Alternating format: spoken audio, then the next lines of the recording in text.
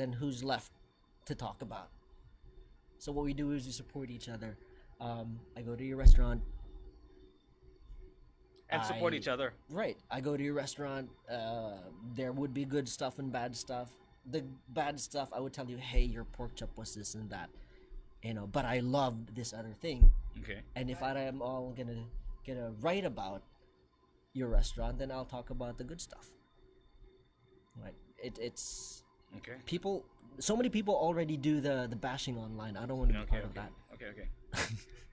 We're already live. Hi. Hello. Good morning, good afternoon, or good evening. Depends on what time you're watching this.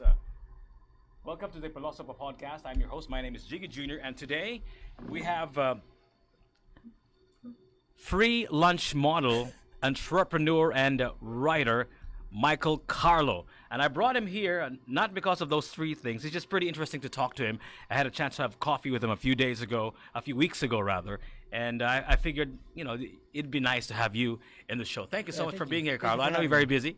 Thank you for having me. Thank you so much, Michael Karlo. And first and foremost, like always, I always ask my guests this very simple question. Take us through the background of Michael Karlo, background of your youth, background of your teen life. What led you to become who you are now, a model, a commercial model, a writer, and an entrepreneur? What led you to this moment, right here, right now? Take us through the long story of Michael Karlo. Go ahead, sir. All right, short of the long of it, I've always loved food, and there are stories in food, and it all started out with burgers. I really love burgers, and I ate at least one burger every single day, and I started writing about this online on Facebook, and then I stayed in China for a year. I stayed in Beijing for a year and got fed a lot of weird and wonderful dishes in Beijing, and then started writing about these as well. And when I came back here, my girlfriend kind of forced me to start a blog. Well, she actually kind of forced you to start a blog. Yeah, she said I write too long for Facebook. Okay. I don't become Facebook notes, and then she's like, you might as well start a blog, and that blog kind of took off. Is this the at Hamburgero, right? No, it was actually Pornography.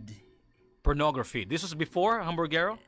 No, the Hamburgero is the persona which was attached to me eating burgers all the time and posting about burgers. That was the Facebook persona and basically the social media persona. And Pornography came to be because it's a play on food porn. It's it was right around the time when people started taking photos of everything they ate and posting it online. Before they ate it, right? Yeah, right. Yeah, so instead of saying grace before meals, I said take photos before meals. And it was again a play on Pornography. yeah. So food porn. So Pornography. It sounds like pornography. A lot of people say, "Oh, that's bastos." My mom was like, "Are you sure about the title?"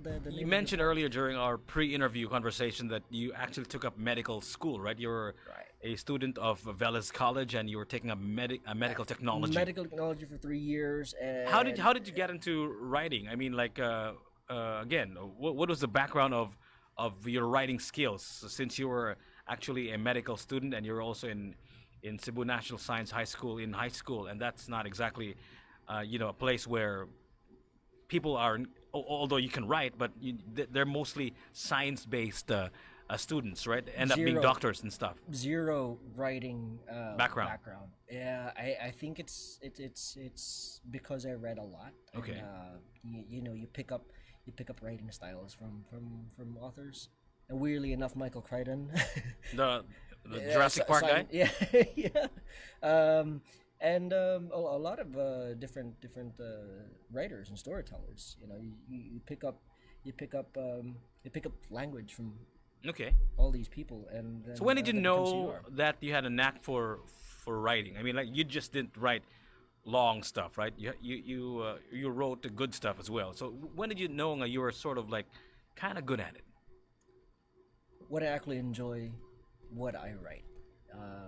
It's. You enjoyed reading it, you mean? I'm extremely self-critical, and when I put something together, I never write anything to entertain anybody. I write to entertain myself. Okay. Right. So if I like what I'm What putting was your together, what is your favorite article so far that you've ever written? oh, that's easy. I really, really like this piece I did on convenience store chicken nuggets. Convenience store chicken nuggets. Right. When was this written, And to and be very, very why do you like specific, that article so? to be very Uh, specific, it's the chicken nuggets at a mini stop in St. Peter's in Imos. okay, It's a funeral home, okay. but it's the mini stop inside the funeral home. I don't know why. It's just the best across all the mini stops I've been to, and Maybe the dead bodies have something to do with it. probably formaldehyde exposure. I don't know, and it's So why did you like that article? I mean, like, was it because of the did it get a lot of attention, or was it the way which you attacked the subject matter that made you like that article? I entertained myself Okay. thoroughly. With that It article. was a lot of influences that went into the article. I am a big fan of the HBO series 6 Feet Under. Yeah, I which know that. is- Yep, yep. yeah, I love that wonderful, series. right? Yeah. And that and actual life experience and the actual and probably the probably I found it really funny that the best chicken nuggets that I've ever had are in a convenience store inside Inside a a- funeral home. And well, I get this a lot. A lot of people say I'm hard to read. It's I would say maybe it's just because we're not on the same wavelength. Okay. If you enjoy the way I write, then you enjoy the way I write. If you Okay, don't, that's the then article not. that you like personally. But what's the article that a lot of people like? What's the article that you posted on social media, on Facebook, or wherever it is that you write on Sunstar Lifestyle that got a lot of attention? Good or bad, doesn't matter. Well, I don't think people would really tell me if they didn't like something I wrote. Yeah, people post their criticisms, their attacks on Facebook threads or on YouTube Well, or wherever. I guess. Which article was I that? guess that never gets to me. People are careful around me. I guess. But what was the article that got a lot of attention? Tension. So There are far. there are some. Like I write long form. Even captions are pretty long. When you like, say long form, how many words is this? 5,000? I don't know. I get flagged by my editors all the time for going over my word counts. Okay. Yeah, some of my captions are actually mini stories. Okay. And I like doing that because So which one got a lot of attention? A lot of flack, maybe. I think it was the one that I wrote when I was in La Union Okay. sometime last year. It was about being there and taking a break and the surfing misadventures. I don't surf. I don't exactly like for somebody who lives in Cebu, I don't exactly like the beach. It may have going back to history of Michael Carlo. It may have something to do with growing up watching Jaws 1, 2, and 3 and hearing dun dun dun dun dun dun dun dun. When you're in deep water, probably, most likely. But I've never really been that fond of ocean water. So what was it with that article that you think got a lot of attention? Well, people messaging me that they really really liked it. It's again, I wrote that to entertain myself. Okay, so you write for yourself, I write, and it's just a bonus that people appreciate what you write or hate right? what you write. And yeah, the even bigger bonus is that I get paid. You get paid write to write. Yeah. the stuff that I like to write about. So, Carl, you mentioned that you started a blog of sorts called Hamburguero and the Pornography. pornography. So you have been observing food for quite a bit now, right? In Cebu, how long has it been since you've been doing that? Just observing. Forever, Food, but restaurants I and think food. professionally it would have been since 2013. 2013. This is about almost 10 years ago, 7 years, 8 years, 6 years ago, more or less. Don't ask me to do math. I can't do it with a calculator. Yeah, I was having a hard time there too. So, but before that, you were already interested in food, right? Yeah, I grew up around food. The family, we gather around food, and Yeah. it's always about food every time. And it with my cousins, it used to be about exploring the next buffet, and I think there's a progression from that, like eating a lot for a small amount of money, towards eating better quality food. That's part of the evolution, I think. But yeah, we revolved around food. Take us Everybody through the does. process of writing about or criticizing or reviewing food.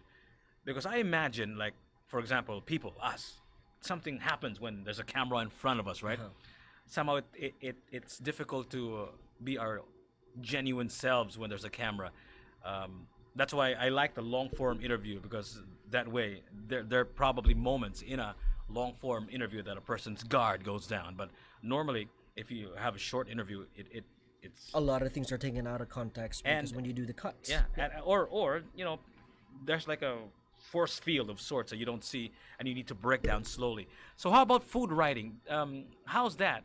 Does something happen when you start becoming the critic that you are when you write food?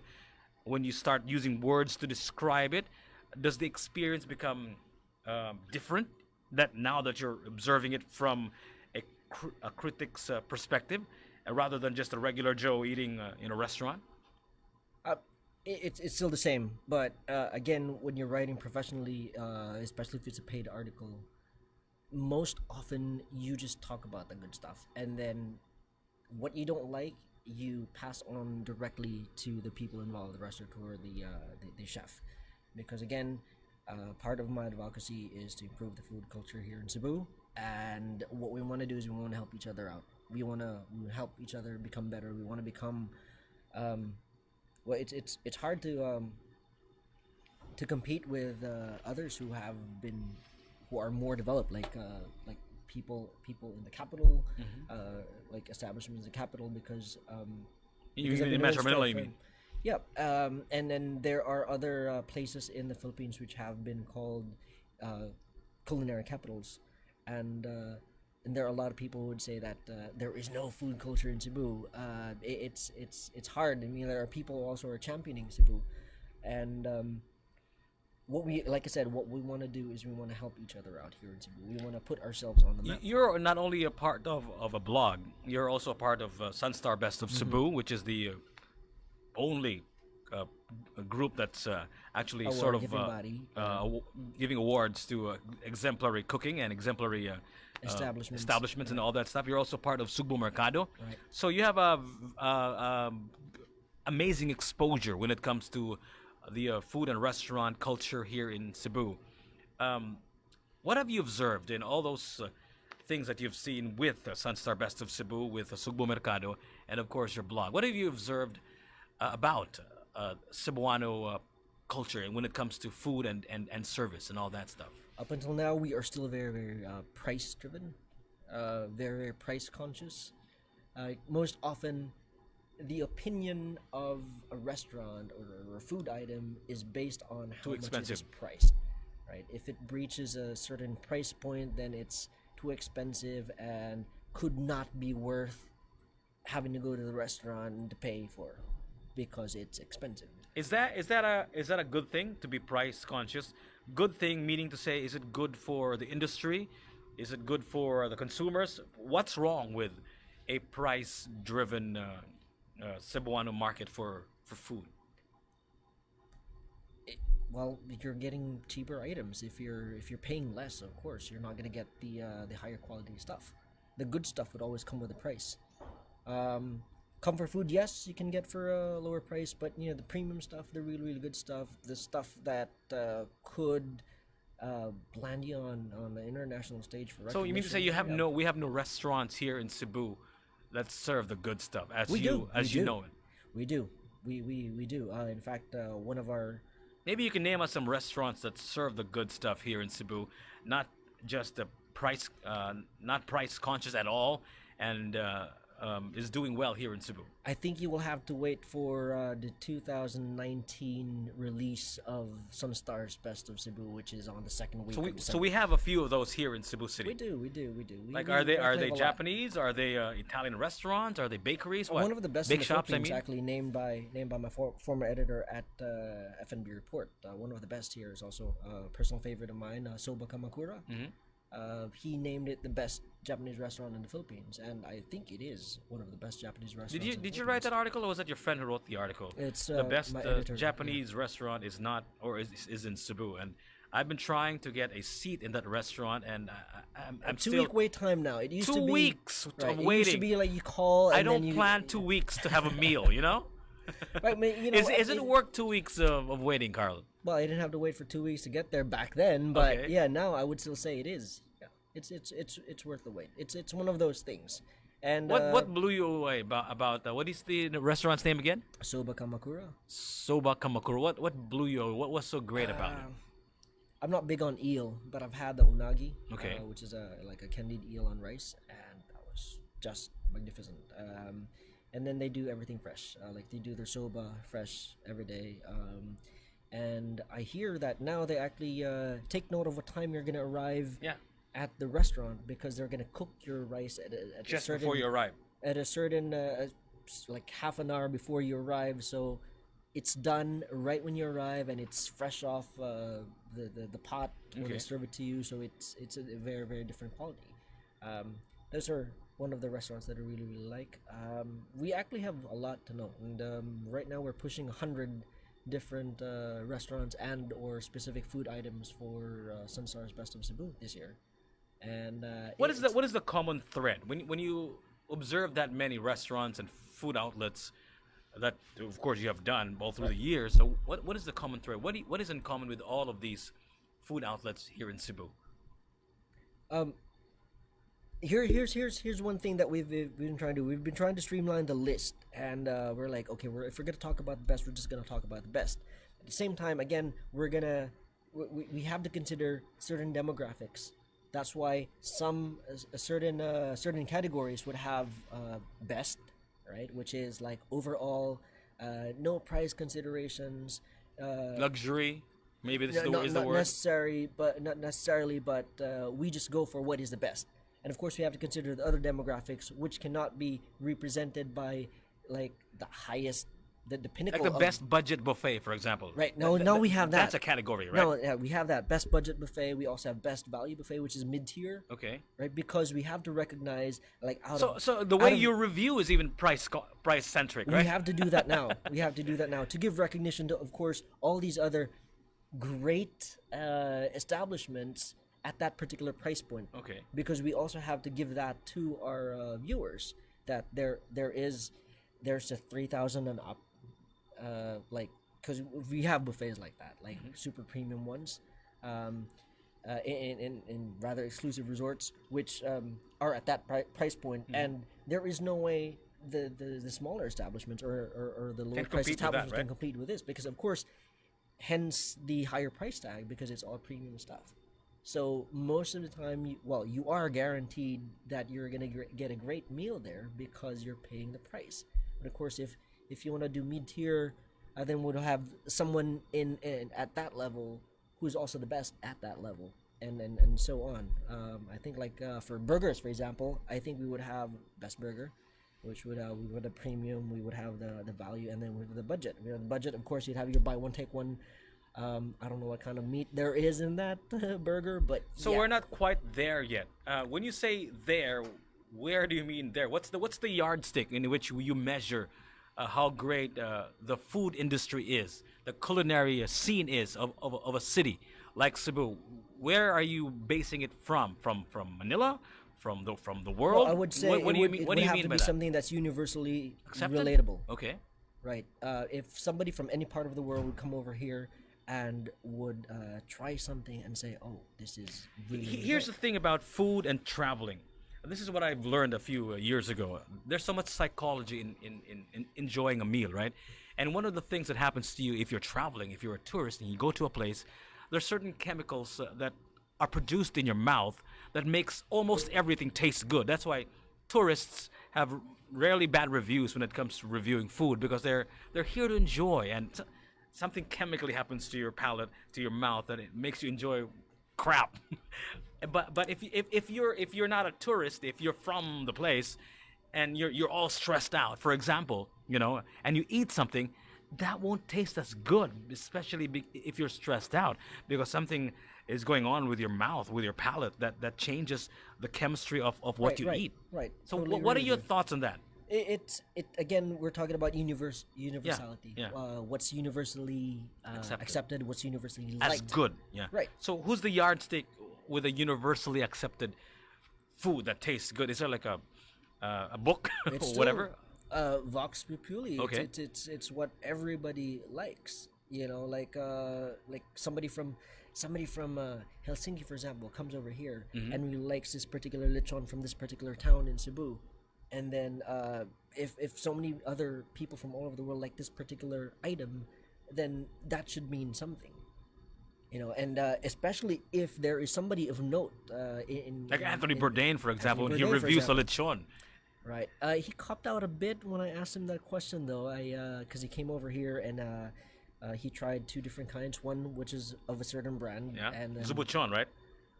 We can mention that. Okay, all right. Why not? We And can then mention names. Zubuchon, and then What is he the was other also one? made to try the traditional one, Which was- made by a traditional lechonero, and I posed that question to him during the Second World Street Food Congress in Manila. Okay. And then I asked him the question. So you're able to meet Anthony Bourdain Yeah, I before did, he died. Wow. I did. Jeez. Like, wow. What year was this, man? About Why 2 years wasn't ago. I there? 2 years ago. 2 years ago. About 2 years ago.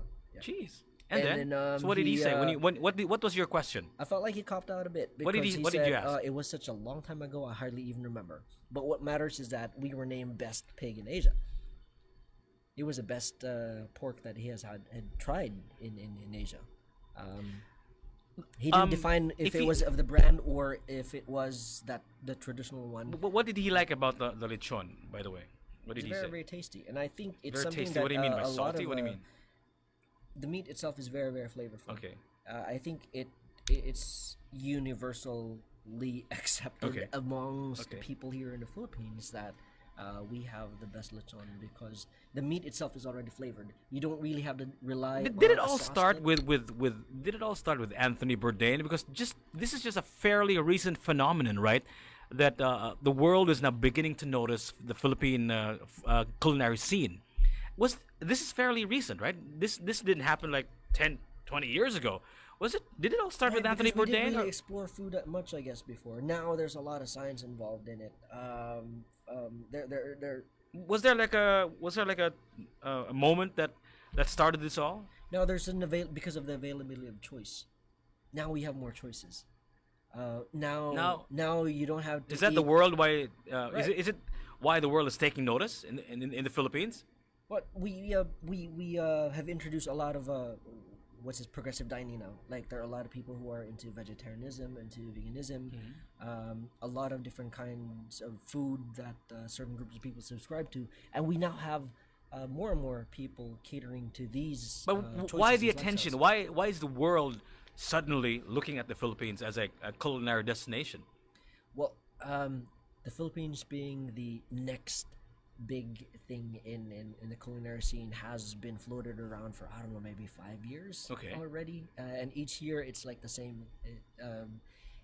Somebody saying, oh, we're next to watch out for, but there are some chefs here in the Philippines, some establishments who have actually gained recognition outside of the Philippines because of what they're doing. We have Margarita Flores, who has been, I think she's knighted by in Italy. She's a knight or something in Italy for cooking, for what she does. We have Jordi Navarro of Toy Eatery, who has been recognized as one of the one to watch for restaurants, and I think he's number 43 in rank for Asia's 50 best. There are people who are actually also putting out higher level stuff, and then people are. It's not just here in the Philippines. The culinary scene has become very, very exciting because of what we can do with food now, not just because of what we can do because we want to do it, but because of how we are adjusting to the world today, like in terms of supply, in terms of considerations for sustainability. This is what makes it exciting now. Like the other night, I had a vegan dinner. It's not something I would normally go for, but I was told Peggy Chan from Nectar in Hong Kong had this really really great lineup, and she does she does a vegan menu, and what they do is they're very focused on like having a sustainable ecosystem in the kitchen. Um, she had a But, but lentil. but where is Cebu City now in terms of culinary destination versus, let's say, Manila? Well, definitely Manila is Because bigger, and there's lechon so is, many. is from Cebu, right? I Right. mean, organically from Cebu. So that put us in the map. But where are we in the big picture in terms of culinary destination? If There's still a lot of room for improvement. We're Okay. getting there. I just wish that we support more of again, that we look into eating for pleasure versus just eating to fill. Um, True story. I was shocked to what did you say? So sorry. Eating for pleasure and not eating for just pleasure, not just eating for the not experience. okay, not Not just just eating to fill. okay. Because again, we go back to the price points. We go back to how much am I do I get to eat for my peso? You know, I mean, like this. This is actually very incendiary to issue out, actually, because of course we have to consider economy and everything like that.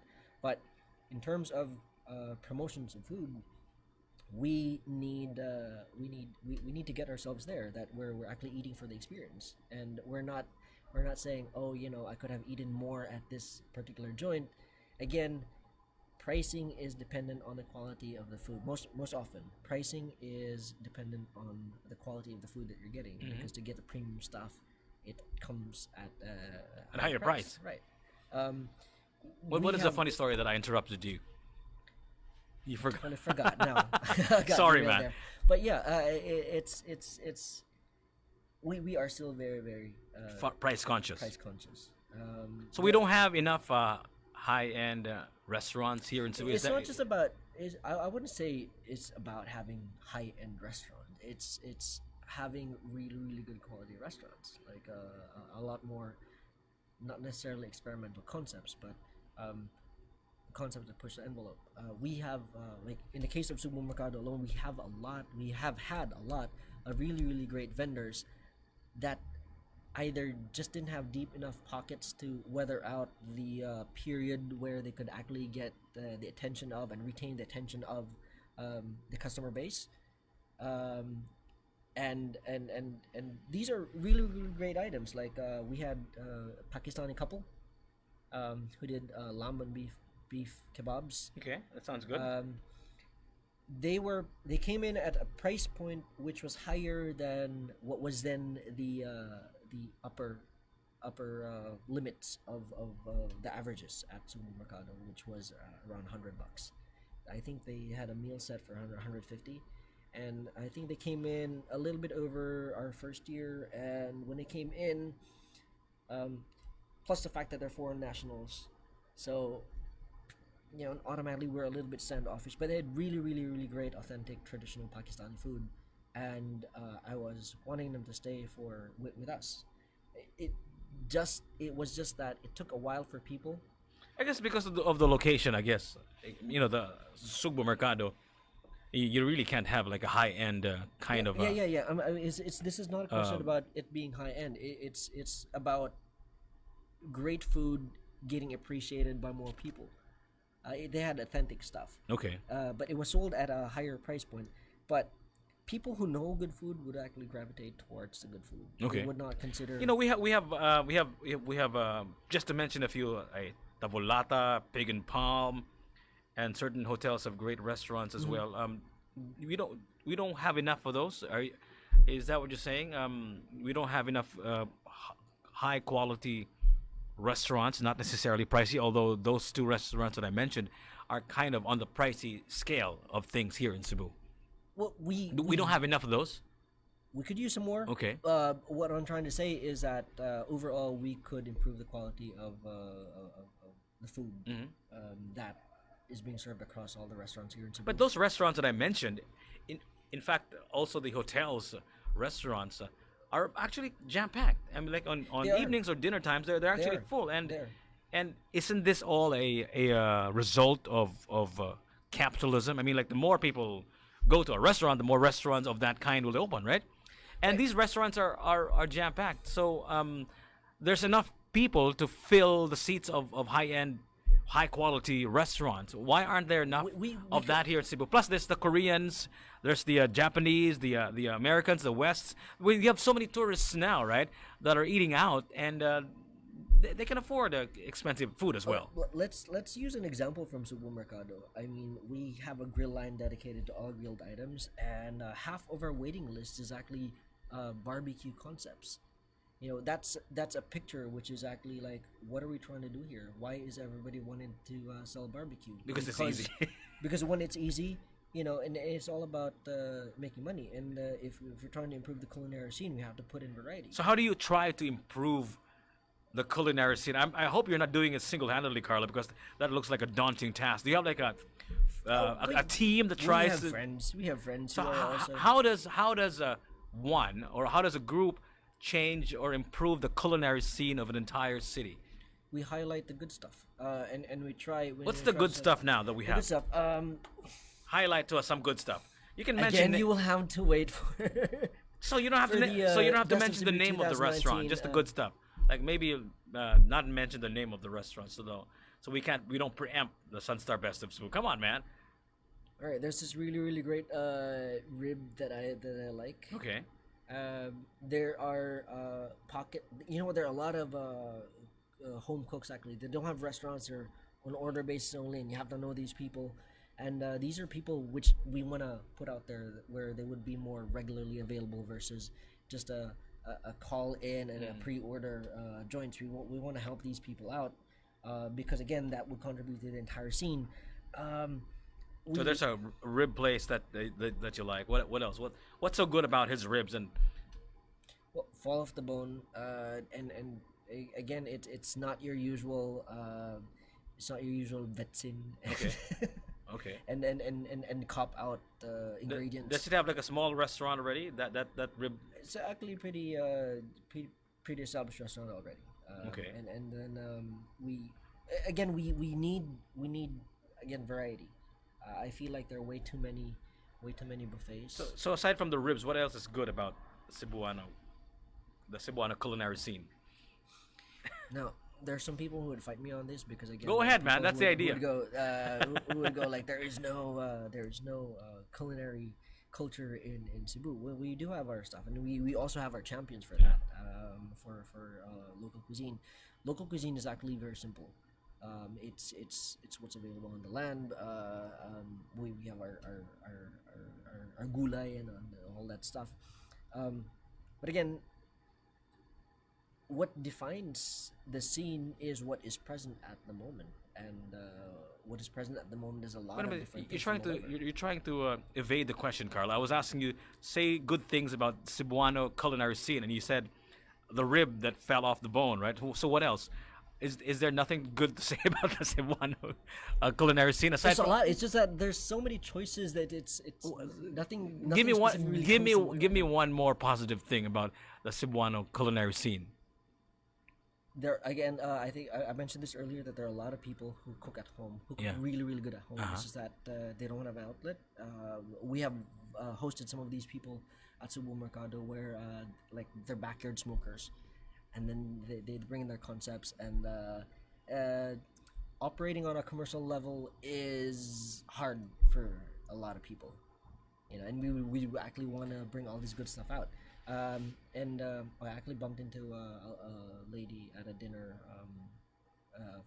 a few days ago, and then I learned that she actually does Hainanese chicken, and well, I have yet to try that one out. But then we have all these home cooks who bring authentic stuff, that stuff that they really really like to do, that they're really really good at, because it's not just not just done well, but because it's done with a lot of passion, and these are present. These are somewhere here in Cebu. It's just that it's not readily available commercially. Carl, with social media now, with Facebook, with Twitter, Instagram, and all that stuff, it's easier to know if something is good. You can just put it out there, and people will try it at least once. And if it's good, it's good. If it's not, it's not. Right. Right? So it's no longer that difficult to have something good in a small town like Cebu. Don't you agree? And has social media sort of made it easier for a home backyard person just grills barbecue to become famous if his stuff is indeed good, right?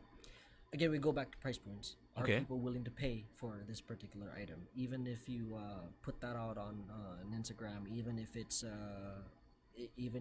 really super good, if it is at a price point that people are unwilling to pay, then it will never fly. Easy to promote, yes, but to get everybody's buy-in to buy that particular item is still going to be difficult because again we're still very very price conscious. I think price conscious is only price conscious if the price if the owner of the restaurant is price conscious. But if you price your your your uh, your food a little higher than everybody else, as long as they get the experience that they're paying for, I guess people wouldn't mind that, right? Right. I would usually recommend that, hey, if this particular portion is at this price point and nobody's buying it because it's at this price point and that's a consideration, then start offering it at a lower price in smaller portions. But then we also have the them saying, oh, I'm paying this much, but then it's at a tiny, tiny piece. Yeah. But so it would then go back to what exactly do you want to pay for? And that's I think what we want to change because And also the there's a lot education of the buyers as Right. well, right? They need to know, why this is expensive Right. and what to look for when you Right. put something in your mouth. You have to know what to look for because if you Right. just, plop it on your mouth and Right, you and know, that's what we wanna talk about. That's what we wanna push. so it's not just the restaurateurs that need education. Yeah. There's also the customers, right? customers, and that's what I've been trying to do too. With what I put out, we talk about experiences. We talk about why this particular item is that good, and why you should pay for it. Okay, give me an example, Carl. Educate me because I don't think I'm still at that level of eating. Because I just, I love my mom's and my dad's cooking. I love their linatan or their ginabot and stuff That's like good that. stuff too. Yeah, that's they good make stuff. home stuff. But uh, educate me. Like when I go to a restaurant, what should I be looking for when it comes to the food and why I should look for that kind of food and nothing else because it's that good. Yep. Educate me. Educate our viewers. Ultimately, it's about how you feel about everything when you sit in. I would say go into a restaurant without any expectations, and allow yourself to enjoy the meal. A lot of people would go in, and then they first thing they look at it on the menu is the right side hand, which is the price, and then they make their decisions of their purchase of what they order based on what's what is okay with the budget. But I mean, like, if you have a little bit more to spend, for example, it'd be good to actually buy something that you actually really want to eat, right? And I mean, if it's the only thing you can afford on the menu at that particular point in time, well then yeah, okay, because that's what you want to eat. Describe to us a good meal, Carl, in terms of taste, in terms of ingredients. Describe That'd to be us, very very subjective. but just describe to us a good meal. Like, and where did you have this meal? You don't have to mention the name of the restaurant if you can't, and if you won't, but I would encourage you that you will. Describe to us a good meal somewhere that you had recently. I like progressive dishes. Recently. Where was I'm this? a big fan of molecular gastronomy. Okay. But ultimately, process and ingredient should come together. Molecular gastronomy. Where When they involve a lot of science? Yeah, I know. But is there a restaurant like that here in Cebu? I know that Pig and Palm had something like that behind the kitchen when I saw them make their food. A lot of the restaurants similar. here actually involve molecular gastronomy Okay. procedures. Is it a branch of science? Is it a branch of? Not necessarily. It's just more Molecular progressive food preparations where. So which making gels, particular stuff like meal did you have that involved a lot of molecular gastronomy? that. Well, I got there. There was this tasting at pop-up ones, and then I just A felt pop-up restaurant yeah, I just felt like in a mall? No, in a restaurant. Okay. There was a pop-up restaurant, and then I just felt A like, pop-up restaurant within a restaurant? and it was good. I mean, the whole idea was new cooking techniques, molecular gastronomy in this case, and using a lot of local ingredients, which was really really good. It's Okay. just that I felt like there was too much focus on the preparation versus what actually came out after, or in the procedures. So again, all these have to come hand in hand, and to create a really really pleasurable experience. Because if you're just So what was it? doing How it, did it taste like? if you like, if you're just Yeah. doing things so you could experiment, and we're not focusing on the end result of what ends on the plate and what you make your customer feel, then we are failing, Okay. right? A good meal, I would say, would be something that, like I said, is very very subjective. Yeah, exactly. But Um, just you, what is Michael Carlos' idea of a good meal? Balance. It's always balance. Um, like in the Philippines, we like No, no, I'm we not. like our sweet stuff. I'm talking about you, man. Like, personally, Me? what's a good meal for Carlo, and how much did you pay for that good meal? Take us through a recent meal that you had that you consider good, and how much did you pay for it? Or if you had to pay for it, how much would that have cost? Tough, because I've had really really two really really great dinners recently, and it's not in Cebu. Okay. um, In Cebu. in Cebu, yeah, last week. What was this? It was tasting menu. It was Italian, Japanese, and You can't mention the restaurant. well, it was Anzani. Okay, Anzani. Okay. It was Anzani. Okay. It's Marco Anzani collaboration with Taco Tabuchi. They use a lot of local ingredients. So this is again part of how progressive we are starting to become, because we have like Italian cooking and using local ingredients, with Japanese inflections, and this is how we are already, on the way to becoming like part of the culinary scene of the Philippines or even the world. It was a lot of different presentations of local ingredients, which is good, which is interesting. So you're saying that your last great meal in Cebu was last week at Anzani, Right. and did are those things that you ate in their menu now, or was it just like a sampling thing? And That was a Once in a that was lifetime a- thing. That was a pop up dinner. They did a series of 3 dinners, same dinners. I don't know if they would have that menu available, because the Japanese chef is already back in Japan now. But I think they would have some menu items which are retained. why is it, Carl? I've noticed that most of the great, quote unquote, because like you said, it's subjective. Most of the great restaurants here in Cebu are not Filipino owned, or are not people that are from town. Like they're either Italian, or like, for example, Tavolata It's is actually also, American. yeah, American. Shout out It's to my Italian, good friend but then, yeah, Jason. yeah. And the other restaurant, they're not owned by locals. Are we are Cebuanos incapable of making good restaurants? We are. I mean, like Can you mention to me a restaurant owned by a Cebuano that's that I like. that you like? I like the weekend. Okay, I like everything yummy. okay. Um, We know these people, right? yeah. Yeah. I love Yeah. Cafe Sari. Jan Rodriguez and Yeah, Hans Cafe Comon. Sari, yeah, Sarita, Cafe Sari, yeah? yeah. It's So good you stuff. like these restaurants? I So like these restaurants. but these restaurants would be considered mid-range, right, in terms of price points? Right. Yes. Yeah. These are still very very accessible. I love Cafe George. I mean, like, who doesn't love Cafe Yeah, George? That's I an could eat there every institution. day. Right. And also these people have a lot of my respect, because they, well, in the local scene, they push the envelope too. They experiment with new treatments, and Bunny from Cafe George, she does a lot of vegan stuff now. Again, to cater to that demographic, and well, she created a keto line of desserts, which I love, absolutely love.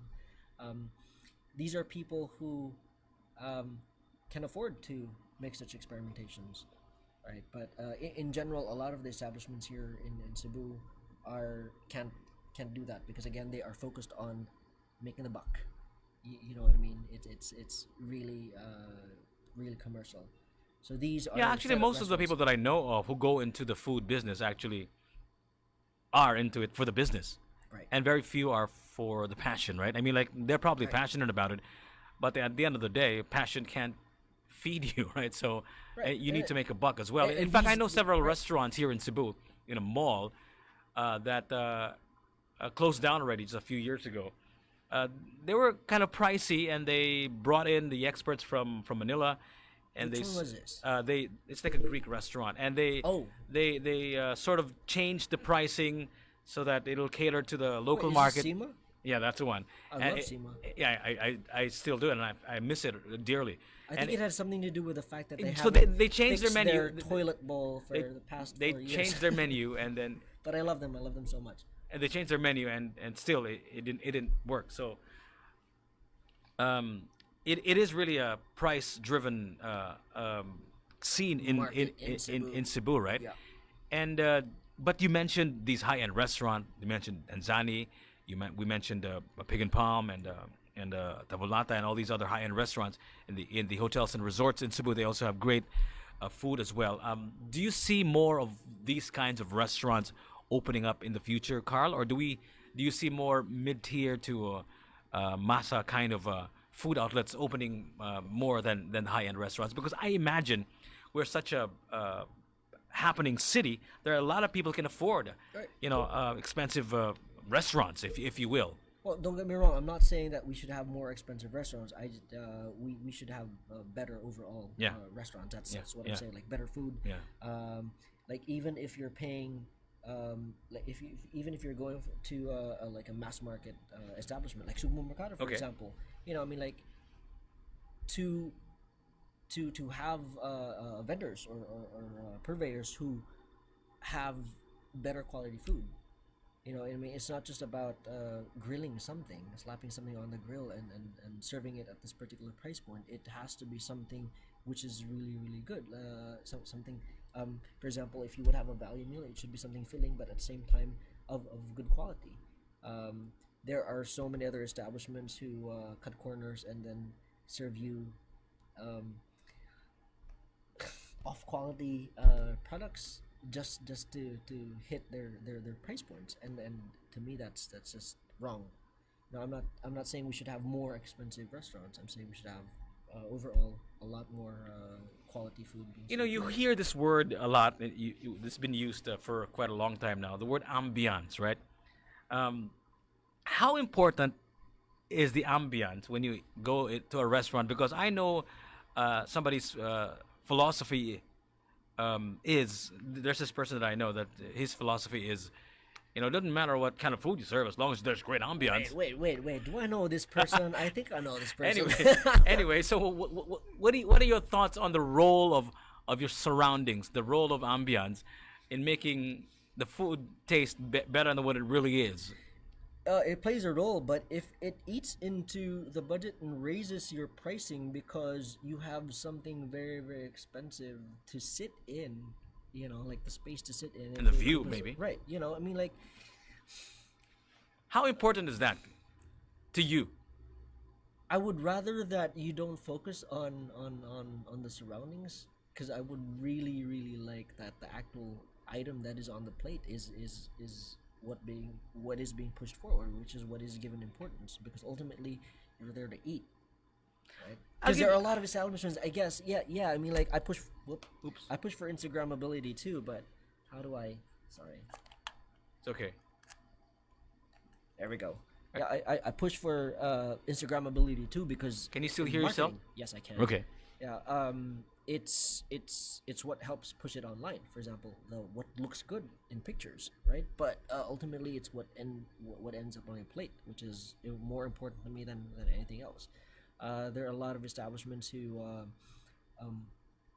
it's nice. I mean, like if you have like a mural on a really colorful mural on your wall where you can hold the food item to and take a photo of, that's nice and all, but that's only secondary to what's on the plate. So for you, the surroundings of a restaurant does not alter in any way, shape, or form your experience when you finally dig in. It helps. That's a plus. But again, I would like us to focus on the actual food on the plate. Traveling has drastically changed the way we view and consume food here in not just here in the Philippines but all over the world. One of my biggest things is that I'm a stickler for originality.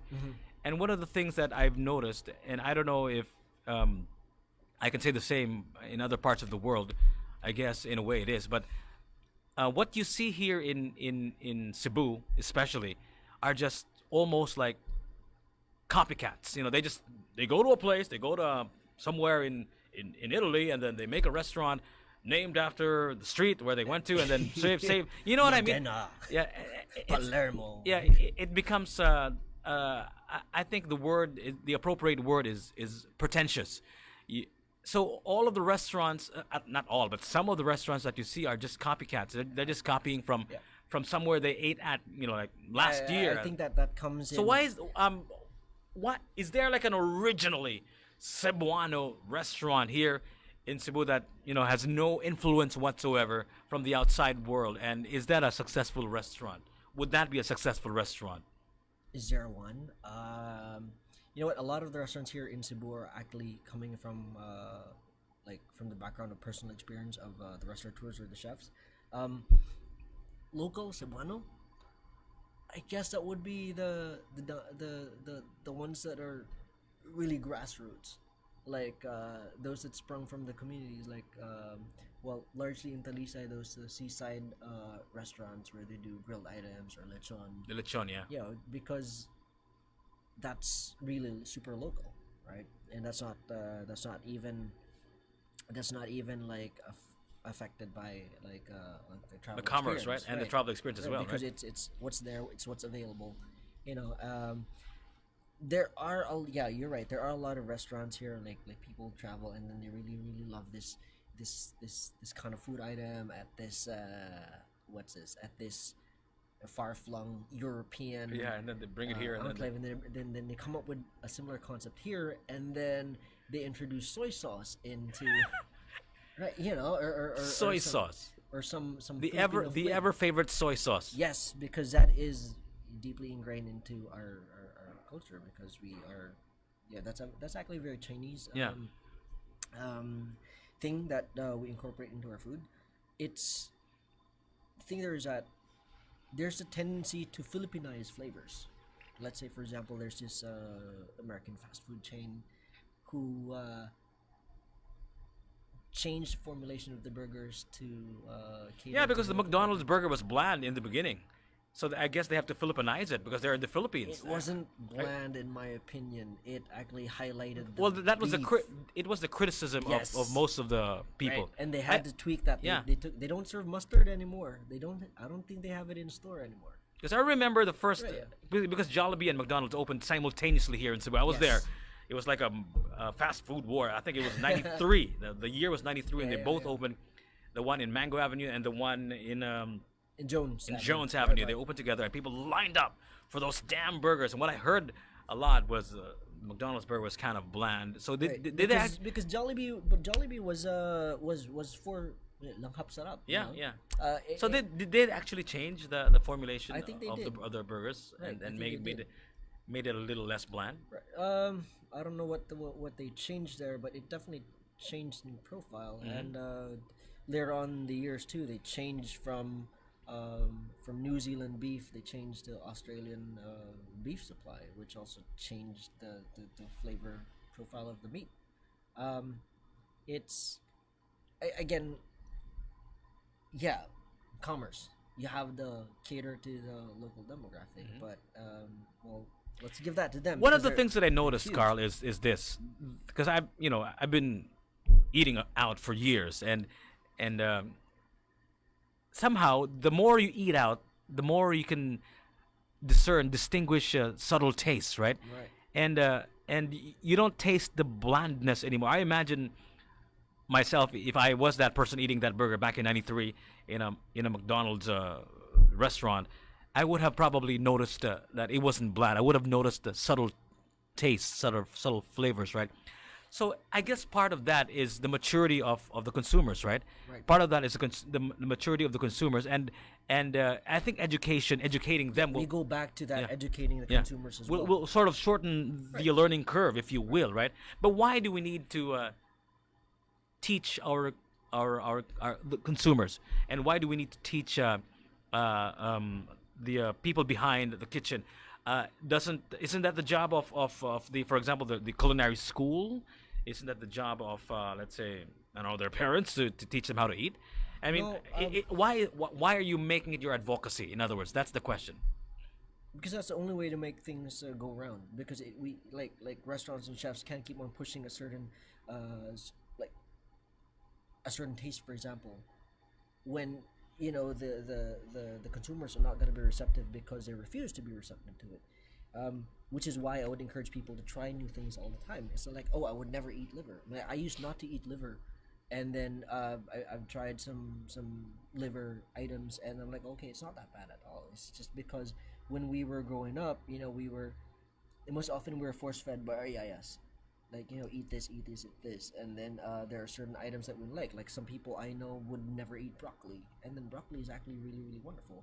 And now that we're growing up, if we tried things anew, then it might be a different experience Yeah, now, absolutely, yeah. right, so So what is the thing that you didn't like aside from liver, that you absolutely love now? Because I have too. I used to not like mungus. I abhorred it to death. I would not eat it, but now it's one of my favorite meals. And back in the day, I used to love to eat turtles. Would you believe that? Turtles. I had pet turtles, so I never And ate turtles. and But yeah, they now taste like now that I know that they feel pain and they have tears coming off of their eyes when you cook them, I hate turtles now. So these are things that I tried and did not try, and have changed my mind about food. Well, How about yours? How about I wouldn't eat endangered species, but like land turtles, I had pet turtles before. Okay. Yeah, they. Sorry, taste- guys. That's my deep dark secret. I used to eat turtles when I was little. Yeah, it's good for asthma. It's a Chinese thing. I don't know about that. Yeah, but yeah, they taste like Yeah, shiitake maybe that's why mushrooms. my asthma disappeared. They taste like shiitake mushrooms. Okay. I would say. I never eat But I anything haven't with had shit. turtle in a bit. But yeah, it's again how you perceive food would change Yeah, so over time. give me two of yours.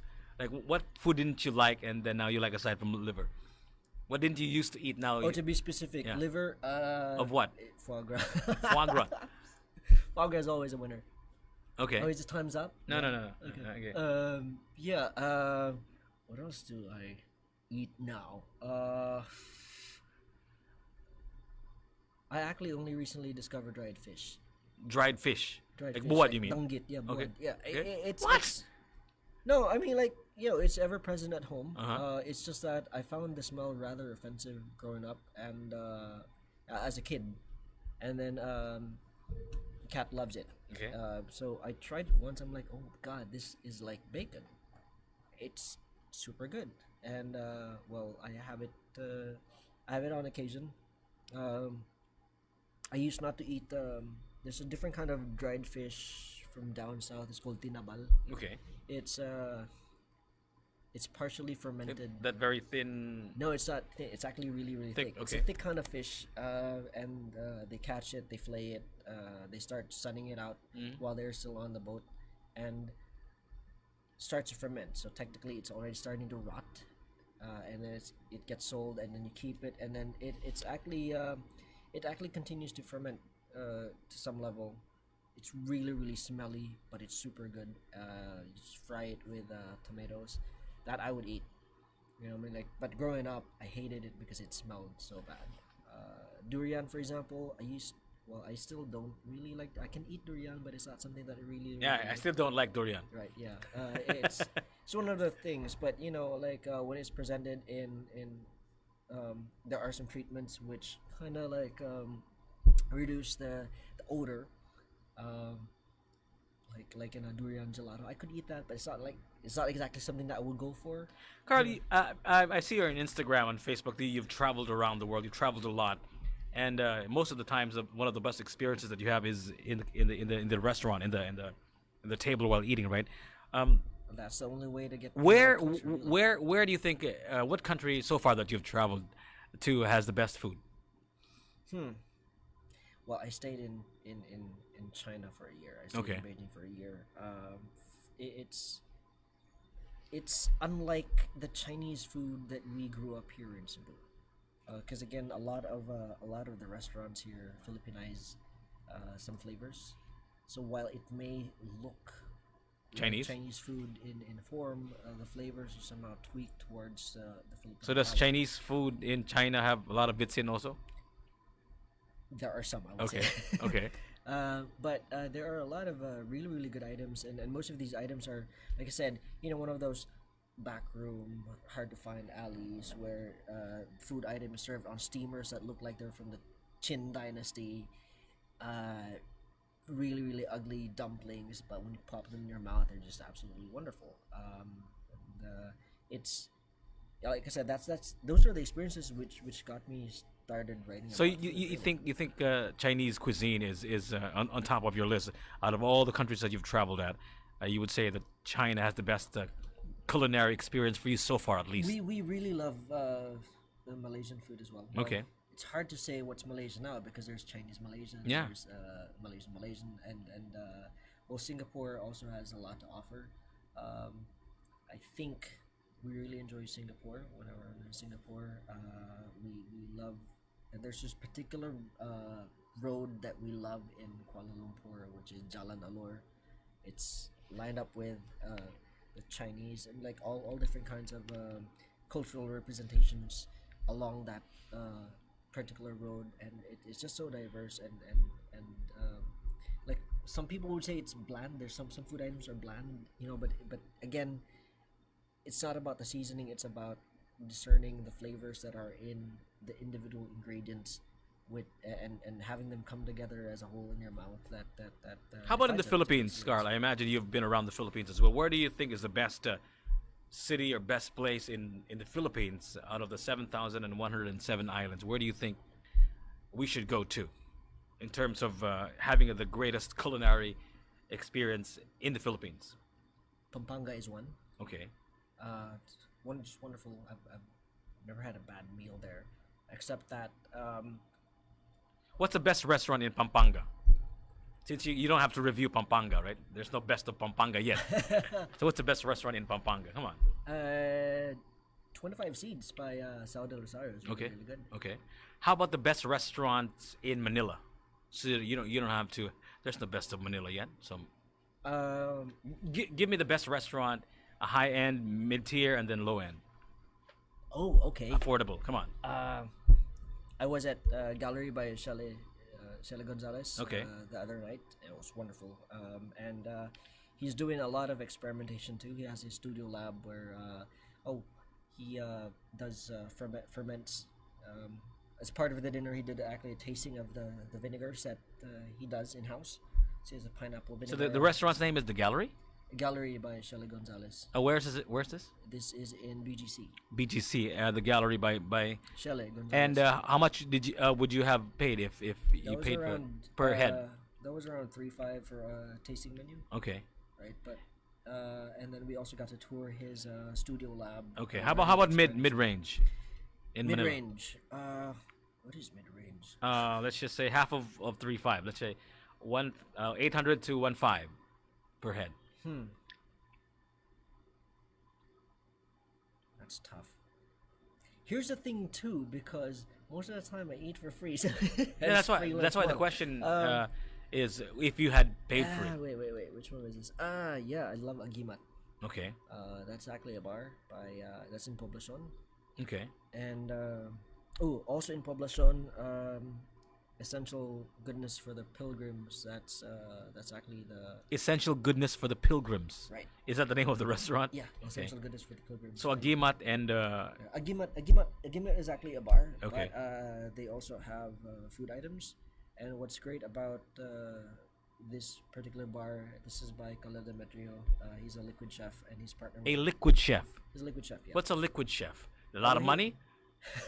He's very liquid. What do you mean? That's That's probably true Yeah, I too. think he is now. Yeah. What's a Very. liquid chef? He does cocktails. Okay. Right. He's actually like an experimental bartender. He actually does his own liquors and spirits as well. And what he's into now is he's into foraging. Foraging. Okay. Right. He It's goes kinda like- around, picks up what falls off the like tree. He goes to a particular region and then Forages. like sees what's endemic and what's available in the region, and comes up with cocktails inspired by or using the ingredients for that particular region. Like the last time I was there, he did Southern Tagalog region. So he had. But that's not sustainable. They can't have that in the menu forever, right? So it's just every time he travels, So like he does the like he picks up gets whatever falls off ingredients. the tree and then Not brings it necessarily, home. but yeah, but sources from that particular Yeah. region, right? And then So and then he also has a menu inspired by. He has a chef who's a partner, and and they also have a menu inspired by that particular region, like what's available in that region. this is in Agimat or the other one. This is Nagima. Okay, how about like 750 and below kind of restaurant Okay, in Manila? the lower end. Uh, oh, this one I really like. It's Goto Believe. Okay, Yeah, I'm not so sure if it's Goto Believe they say in magic or goto. Goto and permutations of. So you have your basic Goto, Okay, which is like something you'd probably have when you're drunk or Okay. like super hungry. or And you want to it's you like have rice hangover, porridge, right? Right, and then they have different add-ons. Where so- where is this? Where is this? You know what? I totally forgot where it is, but it's You were probably totally drunk when you had the goto. probably. But yeah, that's one of my favorite meals in Manila. That was really good for something. You know what, Car? What time is it? It is 4:30, and most of our viewers are probably imagining themselves having dinner already. I want them to know from you. Why don't you teach them what to order, where to go, which restaurant to go to, without naming names of restaurants? Why don't you educate them, Carl, what to look for in a restaurant when they go out for dinner tonight? Tough because it really is all about personal experience. Yeah, but like I'm right talking about now- your personal experience. Yeah.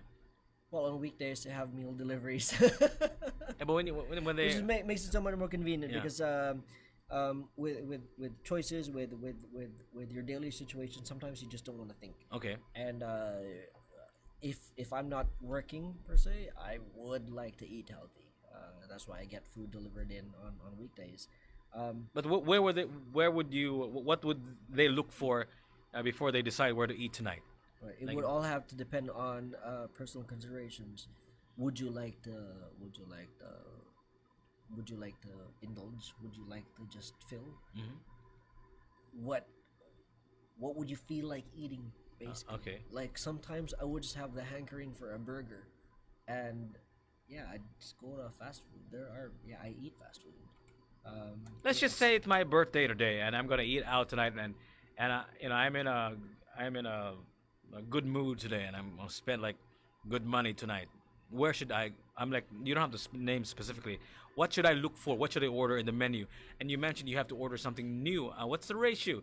Do I order one food that's familiar and one food that's familiar and one food that you would like to try. And- something that piques your interest or on, or on see, the it looks menu. scary?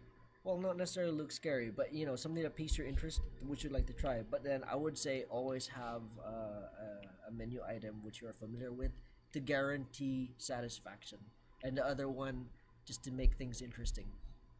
Like, do you have any dietary restrictions? No, I'm allergic to not to waiting. Well, most of the time you have to wait. Well, nowadays you really have to wait for a good meal. Yeah. But choose a nice quiet restaurant. Which one? Choose a nice quiet Okay, restaurant which okay. is not which you don't really have to wait, or you can pre-order. Okay. Um, I guess that's the perks of expensive or at least high-end restaurants is because their prices are kind of pricey. There's not too many people. But the thing is, if you notice this, Carlo, you go to the restaurants here in Cebu, the pricier restaurants are actually jam-packed in the evenings, right? some are Yeah. right. Well, are we talking about buffets here? Yeah, because No, not buffets, just regular a la carte restaurants. Yeah, yeah. So there would be a wait, Mm-hmm. depending on what time you get there. But if you get in so much earlier, where when it's a lead time, then you won't have to wait. You don't have to. How do you feel deal with about- that allergy? You mentioned the buffet and your eyes rolled. How do you feel about buffets? For me, I like buffets if I'm confused. If I don't know what to eat, I go to a buffet. If I'm hungry as hell, I go to a buffet. But how do you feel about buffets? Buffets are a good option when you're You lazy? yeah one and also when you're taking people out and you don't really know what What they want? everybody wants. Yeah. Yeah, or you could just take them to Supermercado. You know, you Okay. got 60 vendors there. But you're different only kinds of open choices. Thursdays through Sundays or Thursdays to something. Sundays, or you can take them to the market. We're open Tuesdays to Sundays. All right. Right. We'll do that. I read somewhere a few days ago, actually a few weeks ago, that just like the way we view sugar now, Ooh, this is meat, interesting. meat, you know, from beef, from pork and chicken and stuff like that, we will view meat the same way as sugar now. You know, the future is vegan. The future is plant-based diet. What are your thoughts on that, Carl? And how soon is that future coming? Well, there are a lot of considerations. A lot of this push towards plant based. A lot of it is an issue of sustainability because again, um, to produce meat, it's like a higher carbon footprint. Yeah, For yeah. example, that's one of the issues they're pushing. But right now, ultimately, it is what your body could take because not everybody can shift to something plant based. Some people would have higher protein requirements, and um, I think it would be so much more difficult to reach your protein requirements if you go fully plant based. But I've had a really really great vegan meal the other night, and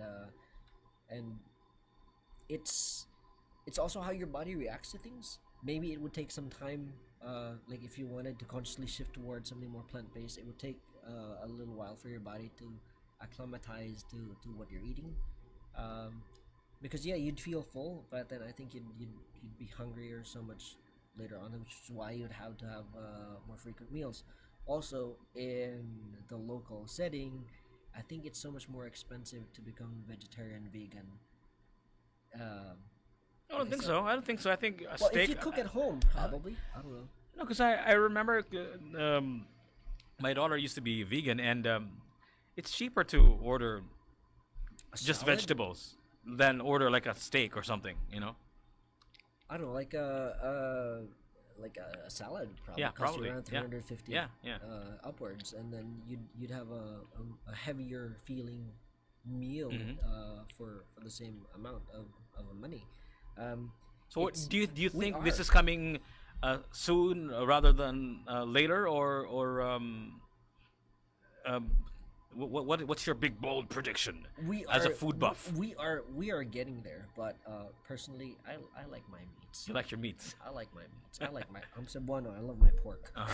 of course. I was telling the vegan chef this the other night. I was telling her that if vegan or vegetarian food was prepared the way she prepared it, which was really really wonderful, and You turned vegan? very interesting. It would be easier to switch, but then of course, in the local setting, what's accessible, what is affordable right now? It's you have your regular utan, Mhm. which is good, very nutritious, but not exactly all that interesting. Mhm. You know, so to switch to something more plant based, it will take a while for the Philippines because again we are very heavy into our meats, and that is an industry that's gonna be hard to turn away from, and industry that's gonna be hard to put down. I would say. Um, I see you in your Instagram, and we talk about it as well. That you're always working out. Like you're like a. Would you consider yourself a gym buff? Uh, How often do you work out? Fitness enthusiast. Let's Fitness use enthusiast. that terminology. Okay. That tell us about how you take care of your body. What are your secrets? What's your quick and dirty tricks on how to have a body like Michael Carlo? I well, I love my job, Okay. but it's technically Which is what exactly? What do you mean? Which particular job that you do you love? my job is getting paid to eat and Okay, okay. eating out all the time. Okay. But at the same time, it is in its entirety a hazard. It's Okay. an occupational hazard. Okay. Oops, there we go again. And it's what do you call this? It's I have to balance things out. Okay. So how do you take What care I- of your what I- body? Do you have like a strict diet? Do you go to the gym often? And then what are the hit the newest gym every innovations single in fitness that maybe you can share to our viewers? I hit the gym every day. Okay. I have a weight program. I throw in cardio whenever I can. I'm not a big fan of cardio, but I gotta do it. Mhm. And I've been experimenting on different kinds of diets. I did low carb before. I've been in and out of keto for a bit, and right now I'm on high protein, low carb, and avoiding starches. But again, every now and then, work. So have you figured out that good old body of yours, what is best suited? Because you mentioned earlier, and we also talked about this in our pre-interview, that it really depends on how your body reacts to certain Right. kinds of foods. Right. Have you figured out your body? Do you already know exactly what it is that Michael Carlo's body needs? I low carb, Okay. high protein. Not necessarily keto, but low carb, high protein. And I realized that all throughout my high school life, I was really acne because I had way too much sugar. I ate a lot of rice. Did you say acne? You had a lot of acne Yeah. because of sugar and I rice? just realized that now Okay. because when I got into keto, my skin cleared up, Okay. less breakouts, and then when I do take a break from keto and indulge in carbs, I break out. So then there is truth to uh, sugar feeding inflammation, and a lot of the people I know who are into low carb or keto also agree with me that their skin is so much better, and in general they feel so much better, less bloating and all that, because when it's sugar that feeds inflammations, Okay. the body inflammations, and for drama I'd like to say For drama. I'd like to say I used to be a Coke addict. Okay. And then it's really just Coca-Cola. Uh-huh. I drank a lot of Coke or soft drinks in general back then, and like I'd wake up and that's the first thing I drink. This was way before I got addicted to coffee. So yeah, I was borderline diabetic when I was 16, and I gave up rice for a year because I couldn't give up my Coke. So I had to take it out on some other sugar, and the other big sugar I had was rice. And for a while, it was sustainable for me not to have rice. I actually don't really miss rice, but there are just some dishes that you really have to have rice, like our steamed rice, for example, which by the way is own like a Cebu invention. Yeah, I know. Yeah, yeah, and People miss good that. stuff. Good stuff. Yeah, you. I know a lot of Cebuano friends who that's the first thing that they do when they come down to Cebu, or from Yeah, when they from come Manila, home. or from outside of the outside of the Philippines. Right. They go to the steam rice of the what do you call that? The Harbor City Group. Harbor Yeah. City Group. Yeah. Yeah, they're the originals. And there are some dishes that there's some meals that you can't have without rice. But in general, I don't eat rice on a daily basis. I remember eating steamed rice in East typical Ding Kwa Kwa back in the day in Mango Avenue, and it probably wasn't. It's a lot of it had to do with people around you, right? The whole experience of a meal, That's part the of- memories. Yeah. It's sort of like it tastes and feels like home. Something gets triggered if there's a certain taste that comes into your senses, right? It's like that feeling of comfort, that feeling of home, maybe, or camaraderie. You know what I mean? Like, Yeah. it's like muscle memory, I guess. Yeah. Right. I like if you'd read my writing, most of it deals with food in relation to feelings. Or neural memories. Right. Whatever. Actual yeah, memories. Yeah. Food, feelings, memories. It's what makes it ultimately pleasurable. Yeah. How what you put, what's on your plate relates to you. How it translates into something, into feelings when you eat it. It's just that the picture that it paints, like what reminds you of this particular feeling and this particular food item. Like for example, there's this restaurant in a Chinese restaurant in Cebu, which is hardcore Chinese, like the Chinese GIs or the genuine insik or the mainlanders. They Okay. all go to that Okay. restaurant. It's called Minnan. Is that the one in? It used to be downtown, but now they also have branches in right across National Bookstore in Mango Avenue. And they Yeah, have one I in think I've Park been Mall there. as Yeah, well. yeah. I would say that's the most authentic Chinese restaurant in Cebu right now. well, triggered a lot of memories of my stay in Beijing, and it's again, that's the beauty of food. It's not just um, it's just eat to fill. It's really eat to experience to relive all these memories. Carl, you're obviously enjoying what you're doing right now. You're a free lunch model. You're a Aspiring entrepreneur. freelance, yeah. You're a writer, and you know you get paid to eat, so to speak. Um, did you imagine yourself doing what you're doing now? Because I know Not you took up med school, right? You were a med tech student in Venice College, just right across this facility. And did you dream of doing this? And how do you feel about you doing this now instead of something else? uh, no, never in my wildest dreams. This all fell on my lap, and Really, I'm loving every was there bit. like a moment that you can point to that sort of started this all? It's really all about enjoying it, enjoying every bit of it. When I started, hence the persona hamburgero, I started just writing about burgers. I was obsessed with burgers. I still am obsessed about burgers, and it was something that I ate almost on a daily basis. Something that I posted about and talked about on Facebook. And when I lived abroad for a bit, I then got introduced to a lot of weird, wonderful dishes that I didn't even really understand, and I started writing about these things. And when I came back, um, then someone started picking me up to start writing for them, and it's I never imagined it to be like this. I mean, and then later on, you meet your heroes like Anthony Bourdain, and then he's doing something fun as well, exploring the world through their food, and it's like I said, it's not something I imagined I'd be doing, but I really, really, really love what I'm doing, and I wouldn't trade it for anything else in the world. What else is there for Michael Carlo to do?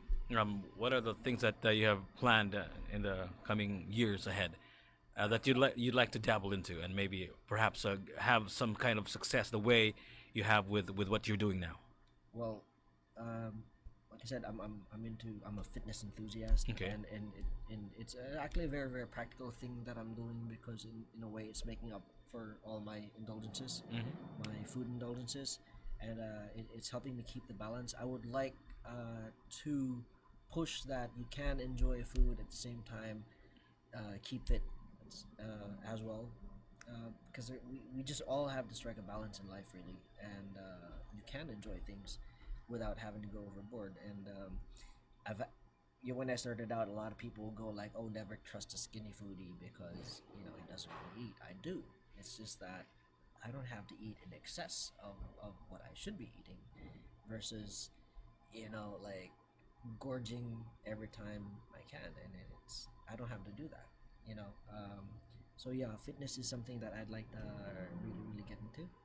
Um, well, we have some shows coming up on through Sunstar Web, which we are reinvigorating and restarting, going full force into that, and hopefully, well, like I mentioned this to you earlier. You asked me if I cook, and I told you that I'd rather just much rather eat. But I'm looking into learning more about food by learning the process of food preparation. It's not necessarily to open a restaurant or anything like that. Maybe like a cooking show, perhaps of some sort. Uh, Possibly, but for me, it's really more into exploring food through preparation and learning more about ingredients, treatments, and all that. Again, to further how I paint a picture for everybody else through my writing. Carl, like I mentioned earlier, you were a medtech student. Nowhere in your wildest dreams did you imagine yourself doing what you're doing now. But the fact of the matter is, you did, and you're enjoying it immensely. We have a lot of people out there, Carl, who are probably doing something that they don't like to do, or they're in a course that they don't like, or maybe they're doing something, working in a place where they don't like. what's your advice to our viewers out there, Carl? How can they find doing something that they, like you, love to do? Look into what you're really interested in. I mean, And make a buck out of it as well. Make a living out of it. yeah, exactly. I mean, there's really no point in doing something if you're not if there's no ROI. Basically, I mean, like I used to do this for fun, and then now I do it for a living. Basically, it's you have to sustain yourself ultimately. So there are also a lot of people who are doing things because it what readily funds things their daily lives for them. But at the same time, at a certain point in time, you would go like, do I really want to keep on doing this? So it's really all a So, what's matter your of advice to them? How can they find their passion and at the same time, make it their career, perhaps, or make a living off of their passion? Because pretty much that's what yeah, you're doing, right? yeah, definitely. Look at what you're interested in, and know your limitations.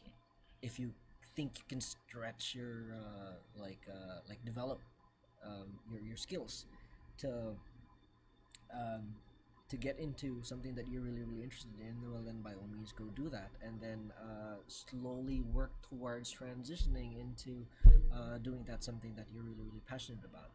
Because like for example, if you're really interested in singing but you don't have the vocal cords for it, if at all you can develop that, yes, but then also know your limits. I mean, like not everybody can be what they think they They would want be. to be. Right, yeah, yeah. I mean, like, smart. Be smart about things as well. See if it's you. If it's something that again, you're blessed if it's something you're interested in and something that you're also good at the same time, then great. But you just have to find your place, your They, path. they say the sweet spot is doing something for 10,000 hours. You've heard of that. Malcolm Gladwell said that in Blink, right? And whatever it is that you do, if you don't love it, you can't do it for 10,000 hours, right? Right, exactly. Yeah. And it's really continuous education for yourself Yeah. as well, which is why you go out there and try new things and try, like, for example, in writing, it's not just about, because a lot of people online now, they're basically just captioning photos online, and it's not just about that. It's about exploring how you attack a particular topic, or even if it's just like a burger. I mean, like there's so many ways you can talk about burger. Writing a book isn't one of your things in the bucket list. In the pipeline, but not in the immediate future. Um, Carl, we have to wrap this up because I think we've been talking for hours now. Yes. Do you have any somebody that you look up to, like a person or whatever, a line from a book, a mantra, a slogan, a quote that you'd like to leave our viewers that totally and completely sort of defines what you've done and what you want to do with your life? Do you look up to somebody's ideas and thoughts and whatever? What inspires Michael Carlo? Who inspires Michael Carlo? Well, like I said, after the late Anthony Bourdain was one of my heroes. Okay. What did he say that inspired you? Like a lot, a lot. Nothing specific comes to mind, but we also discussed it earlier. It's about just trying to be a positive contribution to the world. Do good, be good. And You mentioned Gandhi earlier. yeah, like I I mean, get- try not to be in anybody's way. Okay. Basically, and like that's it. It's do good, be good, and just be a positive force in the world, and look into contributing with whatever you're doing, and sharing what good you can put out. Sharing what good you can, being a positive force. That's what Michael Carlo is, and that's what this interview has been. Thank you so much, Michael Carlo, writer, entrepreneur, and free lunch Free lunch, free lunch free lunch model. model. Thank you so much, Carl. Thank you so much. It was a pleasure talking to you. Same here. Same Thank here, you, thank as you. always.